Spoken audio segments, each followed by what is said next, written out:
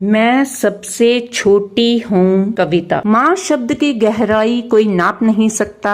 माँ बच्चों के लिए अनवरत चक्की की तरह चलती है। बच्चे के हर मर्ज की दवा, ओंठों की हंसी, शीतल छाया है माँ। रेंगते रेंगते बच्ची कब बड़ी होकर पैरों पर खड़ी हो जाएगी, काला टीका, दूध, मलाई सब याद रहेगा। यहाँ पर सीधी सादी भोली भाली बच्ची कभी भी बड़ी नहीं होना चाहती। क्यों नहीं होना चाहती? तो आइए पढ़ें मैं सबसे छोटी हूँ कविता। सुमित्रा नंदन जी के द्वारा लिखी गई एक सुंदर कविता है। इसमें छोटी सी लड़की के मन के भाव बताए गए हैं। बच्ची सदा ही छोटी रहना चाहती है। वह माँ की गोद में ही सोना चाहती है। वह माँ का आंचल पकड़कर उसके साथ घूमना फिरना चाहती है।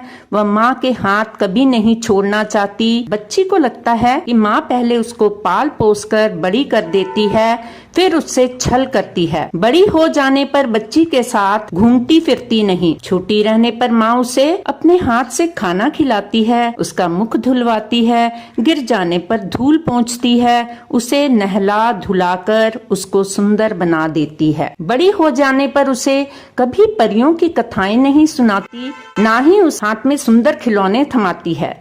बच्ची कभी भी बड़ी होना नहीं चाहती। वह माँ का प्यार कभी भी खोना नहीं चाहती। वह माँ के प्यार भरे आंचल की छाया में इच्छा रहित होकर बिना किसी डर के छिपी रहना चाहती है। वह माँ से उदित होते हुए चांद को दिखाने की बात कहती है। बचपन के सुनहरी दिन नहीं बीतते थे लोरियों के बिन। सुकून भरी नींद, सपने का घर, दादी नानी की कहानियाँ, चंचलता, बेफिक्री। वह बचपन का जमाना था जिसमें खुशियों का खजाना था। चाहत चांद पाने की, दिल तितली का दीवाना था। रोने की वजह न थी, हंसने का बहाना था। चलिए चलें फिर बचपन के दिनों में सुमित्रा नंदन पंत जी की कविता मैं सबसे छोटी हूँ के बहुविकल्पी प्रश्न उत्तर करते हैं। कविता में कौन सबसे छोटी बनी रहना चाहती है? बच्ची, बुलबुल, बहन, माँ। तो यहाँ पर इसका सही उत्तर है बच्ची। कौन किसके साथ अपने को सुरक्षित महसूस करती है? दादी पोती के साथ, माँ बहन के साथ, माँ बेटी के साथ, बच्ची माँ के साथ। तो इसका सही उत्तर है बच्ची माँ के साथ। कविता में किसे सुखद कहा गया है? गुड़ियों को, भाई को, परियों को, बचपन को। तो इसका सही उत्तर है बचपन को। माँ छोटी बच्ची के लिए क्या काम करती है? हाथ से खाना खिलाती है, तैयार करती है, खिलौने देती है, उपयुक्त सभी काम करती है। तो इसका सही उत्तर है उपयुक्त सभी काम करती है।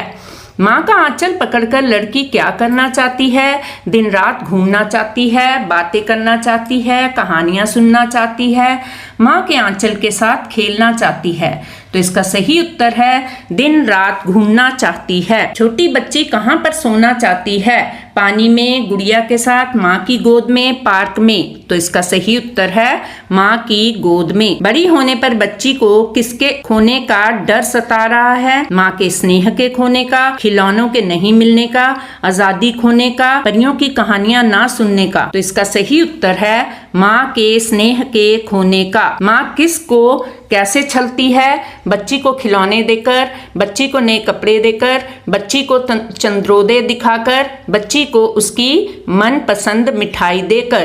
तो इसका सही उत्तर है बच्ची को खिलौने देकर। कविता के अंत में कवि बच्ची के माध्यम से क्या दिखाने की बात कर रहा है? मेघ का घर, सूर्योदय, चंद्रोदय, परियां। तो इसका सही उत्तर है चंद्रोदय। माँ सुखद परियों की बातें हमें कब नहीं सुनाती? बड़ी होने पर, दिन में, 10 बजे के बाद, दोपहर में। तो इसका सही उत्तर है बड़े होने पर। मैं सबसे छोटी हूँ कविता किसने लिखी है? सुमित्रा नंदन पंत, रविंद्रनाथ ठाकुर, बाल मुकुंद गुप्त, मैथिली शरण गुप्त। तो इसका सही उत्तर है सुमित्रा नंदन पंत जी। इस कविता का अन्य नाम क्या हो सकता है? सुखद परियां, चंद्रोदय, माँ का आंचल, काश मैं बड़ी ना हूँ। तो इसका सही उत्तर है काश मैं बड़ी ना हूँ। कविता में अपने कर से खिला धुला मुख में कर का क्या अर्थ है?